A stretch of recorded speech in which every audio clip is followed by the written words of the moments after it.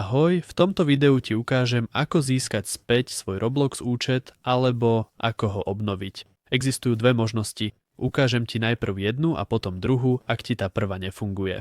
Najprv si vyhľadáme Roblox a klikneme na prvú stránku. Potom klikneme na prihlásiť sa vpravo hore a pravdepodobne si nepamätáš svoje heslo alebo meno. Ak nepoznáš svoje používateľské meno, môžeš sa opýtať kamaráta, aké je, a tak ho zistíš. Pre obnovenie hesla klikni na zabudnuté heslo alebo používateľské meno. Potom máš dve možnosti, ako získať heslo späť. Buď cez e-mail alebo cez mobil. Záleží na tom, čo máš prepojené so svojím Roblox účtom. Potom to jednoducho zadáš sem, klikneš na odoslať a môžeš si nastaviť nové heslo. Ale ak nemáš ani jedno, stále existuje riešenie. Vrátime sa späť kliknutím sem. A tu vidíme možnosť pomoc. Klikneme na ňu a potom na účet Roblox a potom na zabudol som heslo. Potom scrollujeme dole, kým neuvidíme stále problémy. A potom tu vidíme kontaktujte zákaznícky servis. Klikneme naň a tu sme presmerovaní. Tu zadáš svoje používateľské meno, ak ho poznáš. Ja teraz len skúšobne niečo zadávam. Ty by si mal samozrejme zadať správne údaje.